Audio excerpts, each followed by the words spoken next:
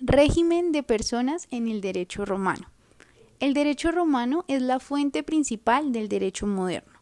Como Carlos Medellín en metáfora lo diría, Roma es al derecho lo que Grecia es a la filosofía y el arte.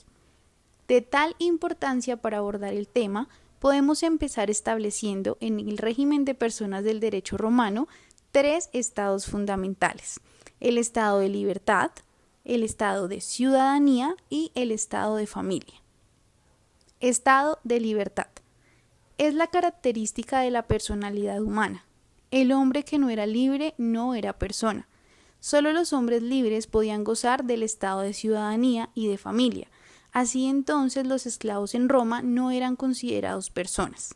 La esclavitud en Roma entonces era considerada una condición patrimonial, es decir, los esclavos eran sujetos de hechos, mas no de derecho, y por tanto no podían casarse ni adquirir patrimonio.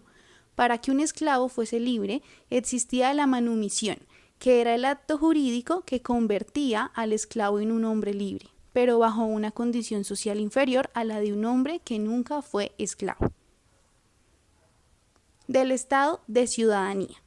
Se dividían en ciudadanos y no ciudadanos, cada uno la primera solo para residentes en Roma de nacimiento y la segunda para peregrinos y latinos. Esta clasificación jurídica se acabó en el 212 con un edicto del emperador Antonio Caracalla. Del estado de familia. El sui juris y alieni juris. Las primeras no estaban sujetas a la voluntad de otras, pero las segundas, en cambio, estaban sometidas a la potestad de otras, y estas eran la patria potestad, el matrimonio y el mancipium. Estas dos últimas desaparecieron bajo el derecho justiniano. De la patria potestad. Era la institución jurídica propia del derecho civil, solo para ciudadanos romanos. Y era el pater familias, que era quien tenía ese derecho por cognición o por adnación.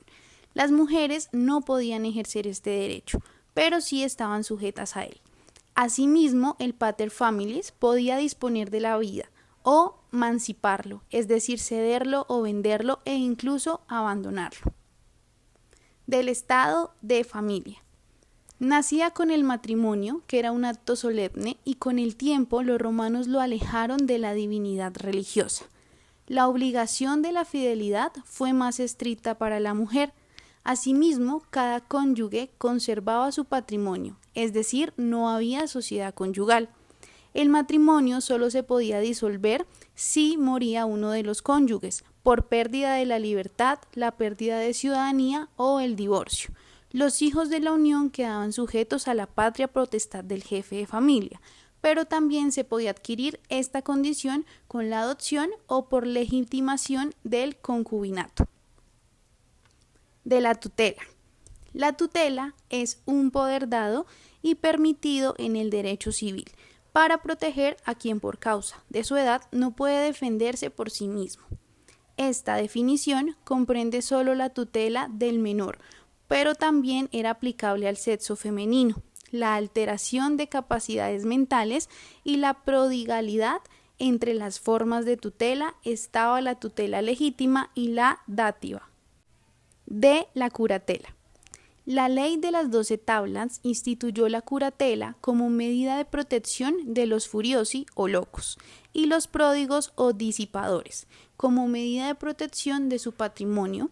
Esta institución romana, con el paso del tiempo y el desarrollo del derecho, incluyó también a la mente capti, a los sordomudos y a los menores de 25 años que pidieran un curador.